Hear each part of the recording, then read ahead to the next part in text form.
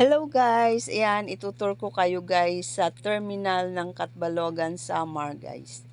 Yan yung welcome na yan, yan ang um, entrance ng Catbalogan Terminal. Yan sa dulo na yan, yung sa may mamang naka blue.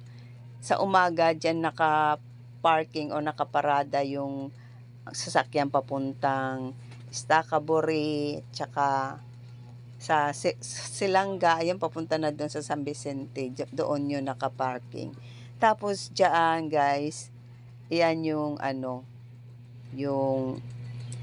yung biyahe, yung van na yan, biyahe papuntang Villarreal, ayan, papuntang Villarreal lang sila siguro kasi diyan kami sumasakay papuntang Villarreal.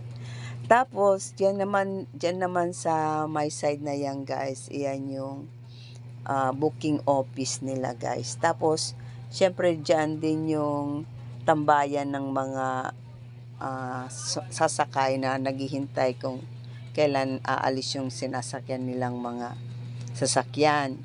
Tapos yan na nga yung van na yan papuntang Villa yan. Yang bus na yan siguro papunta na yan Maynila, yang mga bus na yan papuntang Maynila.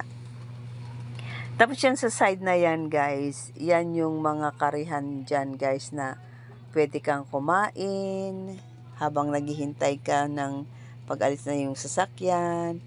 Pwede ka dyan, may CR din dyan guys sa kabilang side na to dito. May CR yan sila dyan. Diyan kayo, diyan pwedeng kumain, may mga tinda din diyan, mga mineral, ganyan, kung anong gusto nyo, may pagkain, may mga candy. Tapos may mga pasalubong din diyan, guys, yung kagaya ng puset at saka daing, guys. Ayan, tapos diretso lang yan diyan, guys. Makikita nyo diyan yung yung labasan na guys. Ayan, papunta na sila dun sa labasan. Sa may exit ng ng terminal. Diyan yung exit ng terminal. Diretso lang dun sa dulo na yun guys. Ayan, 'di ba? Doon sila dumadaan. Doon sila lalabas. Ayun, doon sa may arko na yun. Ayan.